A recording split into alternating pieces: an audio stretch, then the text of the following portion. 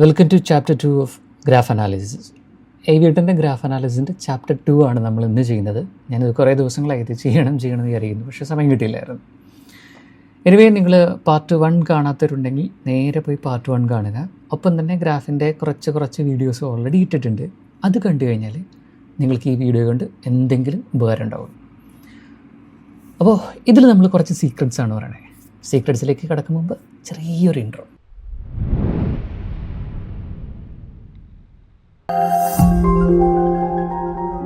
അപ്പോൾ എന്നോട് എപ്പോഴും ചോദിക്കാറുണ്ട്, എങ്ങനെയാണ് നിങ്ങൾ ഈ കൃത്യമായിട്ട് ഇതിനെ ഐഡൻറ്റിഫൈ ചെയ്യുന്നത്, അല്ലെങ്കിൽ കൃത്യമായിട്ട് ഇതിനെ എങ്ങനെ ക്യാച്ച് ചെയ്യുന്നു എന്നുള്ള കാര്യമാണ് പലരും ചോദിക്കാറ്. അപ്പോൾ അതിൻ്റെയൊക്കെ ഒരു ഉത്തരം എന്ന നിലയ്ക്ക് നമ്മൾ പറഞ്ഞു കഴിഞ്ഞാൽ, അല്ലെങ്കിൽ എനിക്ക് മെസ്സേജ് അയക്കുന്നതിൽ നിങ്ങൾ ഈ നമ്മളൊരു ഗ്രൂപ്പിലോ ടൈം പറഞ്ഞു കഴിഞ്ഞാൽ ആ ടൈമിൽ എപ്പോൾ പ്ലേസ് ചെയ്യണം, എങ്ങനെ പ്ലേസ് ചെയ്യണം, എപ്പോൾ ക്യാഷ് ഔട്ട് ചെയ്യണം, ഇതൊക്കെയാണ് സ്ഥിരമായിട്ടുള്ള ചോദ്യങ്ങൾ. അപ്പോൾ ആ ചോദ്യങ്ങൾക്കൊരു ഉത്തരവാണ്, അല്ലെങ്കിൽ ഞാൻ എപ്പോഴും 10x നമ്മുടെ ഗ്രൂപ്പിൽ പറയും, ഇതെങ്ങനെ പോസിബിൾ ആകുന്നു എന്നുള്ള സാധനമാണ് ചോദിക്കാറ്. 10xൻ്റെ മാത്രമായിട്ട് ഒരു ഡെഡിക്കേറ്റഡ് വീഡിയോ ഓൾറെഡി ചെയ്തു വെച്ചിട്ടുണ്ട്, അതും നിങ്ങൾക്ക് കാണാം. അപ്പോൾ ഈ വീഡിയോയിൽ നമ്മൾ കഴിഞ്ഞ പ്രാവശ്യം പറഞ്ഞ ആ ഒരു ഗ്യാപ്പ് അനാലിസിസ് പോലെ തന്നെ, അല്ലെങ്കിൽ ട്രെൻഡ് ഗ്രാഫിൻ്റെ ഗ്യാപ്പ് അനാലിസിസ് പോലെ തന്നെയാണ് നമ്മൾ ഇവിടെ പറയാൻ പോകുന്നത്, എല്ലാം with some kinds of ingredients. അപ്പോൾ ഇപ്പോൾ കറണ്ട് ഗ്രാഫിൽ നമ്മൾ 43x വരെ പോയിട്ടുണ്ട്. അതാണ് ഇപ്പോൾ കറണ്ട് ഗ്രാഫിനെ വെച്ചിട്ടാണ് നമുക്ക് പറയാൻ പറ്റുക. ഇതൊരിക്കലും മറ്റൊരു ടൈമിൽ മറ്റൊരു സാധനമായിട്ട് യോജിച്ച് പോകാൻ പറ്റില്ല, അല്ലെങ്കിൽ മറ്റേതെങ്കിലും പ്ലാറ്റ്ഫോമുമായിട്ട് യോജിക്കാൻ പറ്റില്ല. അതുകൊണ്ട് നേരത്തെ പറയുകയാണ്, ഇത് 1 മിനിറ്റിൽ മാത്രമായിരിക്കും ആപ്ലിക്കബിൾ. ഇപ്പോൾ ഇവിടെ നമ്മൾ എങ്ങനെയാണ് നമുക്കൊരു പോസിബിളായിട്ടുള്ള ഒരു ഔട്ട്കം ക്രിയേറ്റ് ചെയ്യാൻ പറ്റുക എന്ന് ചോദിച്ചാൽ, ഇവിടെ നിങ്ങളെപ്പോഴും ഒരു ഗെയിം ഓപ്പൺ ചെയ്ത് ആ മൊമെൻ്റ് മുതൽ കളിക്കാനിരിക്കുകയല്ല ചെയ്യേണ്ടത്. വെയിറ്റ് ചെയ്യുക, അറ്റ്ലീസ്റ്റ് ഒരു 2-3 മിനിറ്റ് വെയിറ്റ് ചെയ്യുക. അതിനുശേഷം അപ്പോഴത്തേക്കും നമുക്കൊരു 2 ലെയർ ഗ്രാഫെങ്കിലും നമുക്ക് അവൈലബിൾ ആയിരിക്കും. 2 സെറ്റ് ഓഫ് ഗ്രാഫ്, അതായത് മുകളിലും താഴെയായിട്ട് ഒരു 10-20 റൗണ്ടിൻ്റെ അവൈലബിലിറ്റി കിട്ടും. ആ 20 റൗണ്ട് നോക്കിക്കഴിഞ്ഞാൽ നമുക്ക് മനസ്സിലാകും എന്താണ് ഈ ഗ്രാഫിൽ ഇപ്പോൾ കാണുന്നത്, അല്ലെങ്കിൽ ഈ ഗ്രാഫിൽ എന്ത് ട്രെൻഡാണ് പോകുന്നതെന്ന് മനസ്സിലാകും. ഇപ്പോൾ സപ്പോസ് ഇവിടെ ഗ്രാഫിൽ നോക്കിക്കഴിഞ്ഞാൽ 2ൻ്റെ കുറച്ച് ട്രെൻഡ് കഴിഞ്ഞതിന് ശേഷം 2.12 പോയിട്ടുണ്ട്. അതും വലിയ ഫ്രീക്വൻസി വ്യത്യാസമില്ലാതെ. വീണ്ടും 2ൻ്റെ ട്രെൻഡ്, എഗെയിൻ 1-2 ആ ട്രെൻഡ് കഴിഞ്ഞിട്ട് വീണ്ടും അത് പോയത് ഈ 12 എന്നുള്ളതിന് പകരം ഇവിടെ വന്നപ്പോൾ അത് 43-33 ആയി, അല്ലെങ്കിൽ 36 ആയി. സോ 12ൻ്റെ ഇരട്ടിയാണ് ഇപ്പോൾ വന്നിട്ടുള്ളത്. അതൊരു അനാലിസിസാണ്, സിമ്പിളായിട്ട് അനലൈസ് ചെയ്യാൻ പറ്റുന്ന സാധനമാണ്. പിന്നെ 2ൻ്റെ ട്രെൻഡ് എങ്ങനെ പോയാലും ഫോളോഡ് ബൈ അറ്റ്ലീസ്റ്റ് 10xൻ്റെ മുകളിലേക്ക് എന്തായാലും കിട്ടും. അത് ഞാൻ ഓൾറെഡി ഒരു വീഡിയോയിൽ പറഞ്ഞാണ്. 2ൻ്റെ ട്രെൻഡ് കഴിഞ്ഞതിന് ശേഷം നിങ്ങൾക്ക് ഉറപ്പായിട്ടും കണ്ടിന്യൂസ്ലി പ്ലേ ചെയ്യാം, അല്ലെങ്കിൽ കണ്ടിന്യൂസ്ലി ട്രൈ ചെയ്ത് നോക്കാം. വലിയ താമസമില്ലാതെ നിങ്ങൾക്കൊരു 10ഉം വലിയ താമസമില്ലാതെ നിങ്ങൾക്കൊരു 25ന് മുകളിലേക്കുള്ളതും ഗ്യാരണ്ടീഡായിട്ട് കിട്ടും. അതൊരു ട്രെൻഡിനെ ഫോളോ ചെയ്യുന്ന ഒരു റിസൾട്ടാണ്. അത് ഈ പറയുന്ന ഗ്രാഫിനെ നമുക്ക് നോക്കിക്കൊണ്ട് തന്നെ നമുക്ക് റിസൾട്ട് ജനറേറ്റ് ചെയ്തെടുക്കാൻ പറ്റും. ഇപ്പോൾ ഞാൻ പറഞ്ഞു വിട്ട്, ഇപ്പോൾ 2ൻ്റെ ഒരു ഫോളോ അപ്പ് കഴിഞ്ഞതിന് ശേഷം കുറച്ച് റൗണ്ടുകൾ കഴിഞ്ഞപ്പോഴത്തേക്കും 43 ആയി, 36 ആയി. അതിനുശേഷം അത് പോകുന്നത് 61ലാണ്. ഇപ്പോൾ ലാൻഡ് ചെയ്തിരിക്കുന്നത് 61ലാണ്. സോ ആ 2ൻ്റെ ട്രെൻഡാണ് ആക്ച്വലി ഈ പറയുന്ന വലിയ റിസൾട്ടിലേക്ക് ലീഡ് ചെയ്യിപ്പിക്കുന്നത്. കാരണം 2ൻ്റെ ട്രെൻഡ് എന്ന് പറയുമ്പോൾ ഏറ്റവും ലോവർ ലെവലിൽ കിടക്കുന്ന ട്രെൻഡാണ്. ആ ട്രെൻഡിൽ നിന്ന് പിന്നീട് താഴേക്കല്ല പോവുക, പിന്നീട് മുകളിലേക്കാണ് അത് റിസൾട്ട് ജനറേറ്റ് ചെയ്യുക. സോ 61 വരെ വന്നു. അതായത് ഇൻ ടോട്ടൽ നോക്കിക്കഴിഞ്ഞാൽ ഈ 3 റൗണ്ടുകൾ മാത്രം എടുത്ത് ടോട്ടൽ നോക്കിക്കഴിഞ്ഞാൽ ഇവിടെ ഏകദേശം 150ൻ്റെ അടുത്തുള്ള വാല്യൂലാണ് പോയത്. ഇപ്പോൾ അവിടെ നിങ്ങൾ വിചാരിക്കും നമുക്ക് 100xലേക്ക് പോകാം. അതിൻ്റെ ആവശ്യമില്ല, 100x പോകേണ്ട കാര്യമില്ലല്ലോ. പകരം ഇവിടെ 40 ഉണ്ട്, 30 ഉണ്ട്, 60 ഉണ്ട്. 3 കൂടി കൂട്ടിക്കഴിഞ്ഞാൽ ഏകദേശം ഒരു 150 ആയി. അതിൽ നിങ്ങൾക്ക് അതിൻ്റെ പകുതി വെച്ചെടുത്താൽ മതി. ഇപ്പോൾ 40ൻ്റെ ആണെങ്കിൽ 20 എടുത്തു, 30ൻ്റെ ആണെങ്കിൽ 15 എടുത്തു, മറ്റേ 60ൻ്റെ ആണെങ്കിൽ 30 എടുത്തു വിചാരിക്കുക. അങ്ങനെയാണെങ്കിൽ 30ഉം 20ഉം 50, 50ഉം 10ഉം 50ഉം 15ഉം 65 കിട്ടി നിങ്ങൾക്ക് ഓൾറെഡി. അത് തന്നെ ധാരാളമാണ്. അപ്പോൾ ആ രീതിയിൽ ചിന്തിക്കുക. അല്ലാതെ ഞാൻ 100 എടുക്കുകയുള്ളൂ, അല്ലെങ്കിൽ ഞാൻ 10 ക്യാഷ് ഔട്ട് ചെയ്യുള്ളൂ എന്നൊന്നും വിചാരിച്ചിരിക്കേണ്ട കാര്യമില്ല. നമുക്ക് സൂട്ടബിൾ ആകുന്ന റിസൾട്ട് ഏതാണോ അവിടെ നിങ്ങൾ ക്യാഷ് ഔട്ട് ചെയ്യാൻ പഠിക്കുക. അല്ലാതെ 100 പോട്ടെ 1000 പോട്ടെ എന്നൊക്കെ പറഞ്ഞ് നമ്മൾ ഇരുന്ന് കഴിഞ്ഞാൽ നമ്മുടെ കയ്യിൽ നിന്ന് ഇതിങ്ങനെ പോയിക്കൊണ്ടേ ഇരിക്കുകയുള്ളൂ, റിസൾട്ട് ജനറേറ്റ് ചെയ്യില്ല. സോ അതാണ് ഒന്നാമത്തെ കാര്യം. ഇനി ഈ ബിഗ് ക്യാഷുകൾ വന്നു കഴിഞ്ഞാൽ അല്ലെങ്കിൽ ബിഗ് ഓർഡറുകൾ വന്നു കഴിഞ്ഞാൽ അതിനെ ഫോളോ ചെയ്യുന്ന ഒരു സാധനം ഞാൻ പറഞ്ഞുതരാം. ഇപ്പോൾ 43.938 അതിനെ ഫോളോ ചെയ്തുകൊണ്ട് 2 ആണ് വന്നേക്കുന്നത്. 43 മീൻസ് 4 ആണ് അതിൻ്റെ സ്റ്റാർട്ടിങ്. സോ നെക്സ്റ്റ് എന്തായാലും 2-ലായിരിക്കും അവസാനിക്കുക. 63 അല്ലെങ്കിൽ 36 അവിടെ 2 എണ്ണം വന്നിരിക്കുന്നുണ്ട്, അവിടെ ഓടി ചേഞ്ച് ഉണ്ട്. എന്നായാലും ഇനി വരാൻ പോകുന്നതെല്ലാം ഇപ്പോൾ 61ൻ്റെ അകത്ത് നമ്പേഴ്സ് നോക്കിയാൽ മതി. 61.96 ആണ്. അങ്ങനെയാണെങ്കിൽ അത് 1 പോയിൻറ്റിലാണ് എൻഡ് ചെയ്തേക്കുന്നത്. ദെൻ 23.36 ഇനി വരാൻ പോകുന്നതിൻ്റെ റിസൾട്ട് ഇപ്പോൾ വേണമെങ്കിൽ പറഞ്ഞുതരാം. അത് 3-ലായിരിക്കും ലാൻഡ് ചെയ്യുക. ഓക്കെ, കാരണം 2 ഇനി വരാൻ പോകുന്നത് 3-ലായിരിക്കും ലാൻഡ് ചെയ്യുക. കാരണം 23.66 ദാറ്റ് മീൻസ് 3.6 അല്ലെങ്കിൽ 3 അങ്ങനെ ഒരു റേഞ്ചിലായിരിക്കും അതിൻ്റെ ക്രാഷിങ് വരാൻ പോകുക. അപ്പോൾ ഈ രീതിയിൽ നമുക്കതിനെ ഐഡൻറ്റിഫൈ ചെയ്തെടുക്കാൻ പറ്റും. അതിന് തൊട്ട് താഴെയുള്ള 12 നോക്കിയാൽ മതി. 12.39 ഫോളോഡ് ബൈ 2, അവിടെ 2 ആണ് വന്നിരിക്കുന്നത്. ഓക്കെ, 2.39 എന്നുള്ളതിന് പകരം 2.191. ഇവിടെ നോക്കിക്കഴിഞ്ഞാൽ ഇവിടെ ഇവിടെ വീണ്ടും 2ൻ്റെ ട്രെൻഡ് ആരംഭിച്ചത്. കാരണം ഇവിടെ ബ്രേക്കിംഗ് ആണ്. 1, 2, 3, 4 10ന് മുകളിലേക്ക് പോയതുകൊണ്ട് തന്നെ അവിടെ ബ്രേക്കിംഗ് ആണ്. സോ നമ്മൾ ഈ പറഞ്ഞ സാധനം അവിടെ ആപ്ലിക്കബിൾ ആവില്ല. അവിടെ വീണ്ടും ലോവറിലേക്ക് മാറി. കാരണം 2, 2.5, 1, 1.07 അങ്ങനെ ട്രെൻഡ് മറിഞ്ഞുകൊണ്ടിരിക്കുകയാണ്. ഇനിയിപ്പോൾ 2, 4 മാക്സിമം 4 വരെ പോകുന്ന ഒരു ട്രെൻഡോടെ നമുക്ക് ഇവിടെ ഡിക്റ്റേറ്റ് ചെയ്യാൻ പറ്റും. വലിയ താമസമില്ല കേട്ടോ. അപ്പോൾ ഇങ്ങനെ ഒരു 10x മുകളിലുള്ള വാല്യൂന്ന് നമുക്ക് താഴേക്കുള്ള വാല്യൂവിനെ ഡിക്റ്റേറ്റ് ചെയ്യാൻ പറ്റും. അതാണ് ഞാനിവിടെ പറയുന്നത്. ഇപ്പോൾ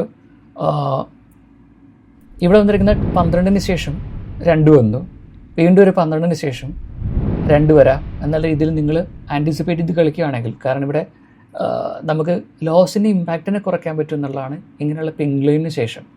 ഇത് ഹയർ റോഡിൽ ഇപ്പോൾ 4, 5, 6 പിങ്ക് ലൈൻ പോയിക്കൊണ്ടിരിക്കുകയാണെങ്കിൽ അവിടെ ഈ റൂളൊന്നും ആപ്ലിക്കബിൾ അല്ല കേട്ടോ. അതോടെ പറയാം, അവിടെയൊന്നും ഈ റൂൾ ആപ്ലിക്കബിൾ ആയിരിക്കില്ല.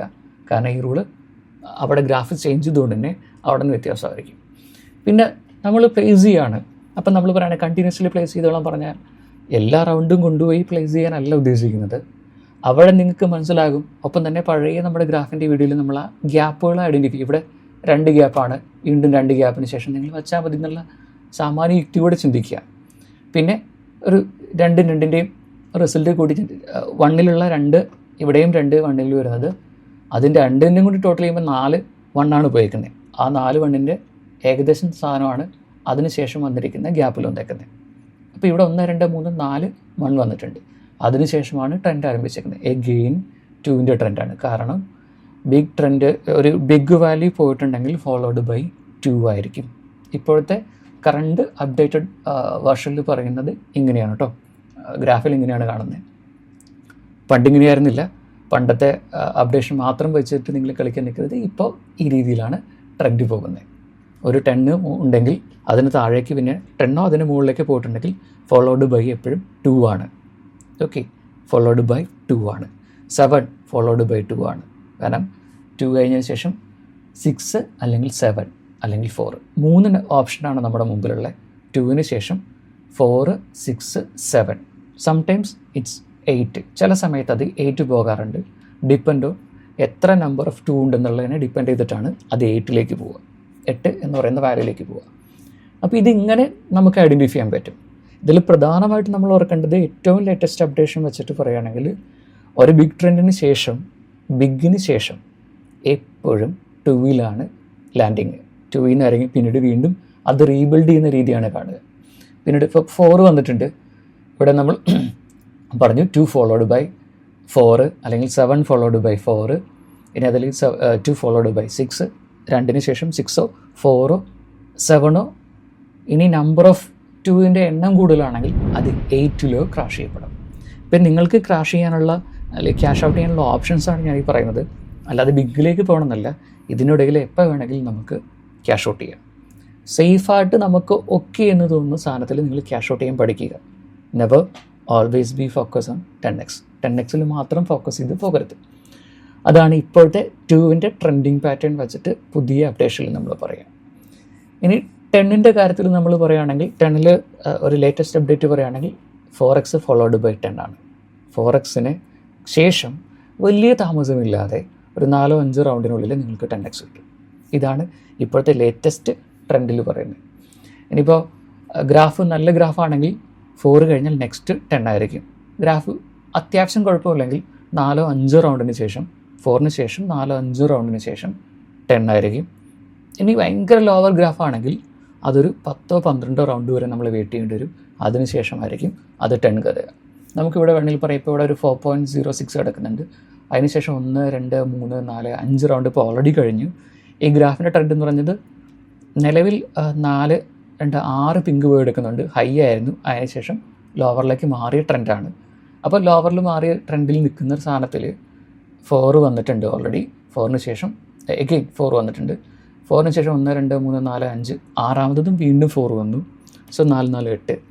അപ്പോൾ ഇനിയുള്ള നോക്കിക്കഴിഞ്ഞാൽ നമ്മൾ പറഞ്ഞു 4 ഫോളോഡ് ബൈ 10 ആകാം, അല്ലെങ്കിൽ 4 ഫോളോഡ് ബൈ 2 ആകാം, അല്ലെങ്കിൽ എഗെയിൻ 8 ആകാം. ഈ 3 ഓപ്ഷനാണ് നമുക്ക് അവിടെയുള്ളത്. അപ്പോൾ ഇതുകൊണ്ട് തന്നെ റിസൾട്ട് ഇവിടെ വന്നിരിക്കുന്നത് ഗ്രാഫ് ഡൗണിങ് ആയതുകൊണ്ട് തന്നെ 4 ഫോളോഡ് ബൈ 2 ആണ്. കാരണത്തിലേ ഉള്ളൂ, ഇവിടെ 4, 5, 6, 10 പോയതുകൊണ്ട് തന്നെ 6, 10 എന്ന് പറയുമ്പോൾ തന്നെ അതിൻ്റെ ഓൾറെഡി 4, 10 കൊണ്ട് തന്നെ 150 മുകളിലായി. പിന്നെയുള്ള 2, 10 കൂടി കൂട്ടിക്കഴിഞ്ഞാൽ ഒരു 150, 200 അടുത്ത് വാല്യൂ ഓൾറെഡി പോയി. അങ്ങനെയാണെങ്കിൽ പിന്നീട് വന്നത് ഡൗൺ ആയതുകൊണ്ട് തന്നെ അവിടെ ട്രെൻഡ് റിസൾട്ട് താഴേക്കാണ്. പിന്നെ പ്രതീക്ഷയുള്ളത് 4 ഫോളോഡ് ബൈ 10 എന്നുള്ളൊരു സാധനമുണ്ട്. 4ന് കഴിഞ്ഞതിന് ശേഷം 4-5 റൗണ്ടിന് ശേഷം നിങ്ങൾക്കൊരു 10 പ്രതീക്ഷിക്കുക, എക്സ്പെക്റ്റ് ചെയ്യുക. അപ്പോൾ അതുകൊണ്ട് തന്നെ ഇവിടെ ഒരു 4 വന്നിരുന്നു, പക്ഷേ അതിന് ശേഷം വീണ്ടും 4 വന്നു. സോ അതിൽ നമ്മൾ മനസ്സിലാക്കേണ്ടത് ഈ ട്രെൻഡ് അല്ലെങ്കിൽ ഈ ഗ്രാഫിൻ്റെ ആവറേജ് വാല്യൂ കിടന്ന് കളിക്കാൻ പോകുന്നത് ഒരു 2 മുതൽ 9 വരെയുള്ള സാധനത്തിൻ്റെ ഇടയിലായിരിക്കും മാക്സിമം പോയിക്കൊണ്ടിരിക്കുക. അപ്പോൾ ഇവിടെ നിങ്ങൾ അത്ഭുതകരമായിട്ടുള്ള മാറ്റങ്ങളൊന്നും പ്രതീക്ഷിക്കരുത്. പകരം എന്ത് ചെയ്യുക, 2 മുതൽ ഒരു 4ൻ്റെ അകത്ത് നിങ്ങൾ ക്യാഷ് ഔട്ട് ചെയ്യാൻ ശ്രമിക്കുക. കാരണം അതാണ് ഈ കറണ്ട് ട്രെൻഡിങ് ഗ്രാഫിൽ നമുക്ക് ഏറ്റവും സേഫറായിട്ട് തോന്നുന്ന ഒരു വാല്യൂ എന്ന് പറയുന്നത്. പിന്നീട് കുറച്ച് കഴിയുമ്പോൾ ഈ ഗ്രാഫ് അങ്ങ് മാറും. അതുവരെ നിങ്ങൾ ക്ഷമിക്കുക. അതിനുശേഷം ഹയറിലേക്ക് പോകുന്നു എന്ന് കണ്ടു കഴിഞ്ഞാൽ പതുക്കെ നിങ്ങൾക്ക് എമൗണ്ട് ചേഞ്ച് ചെയ്ത് കളിക്കുക.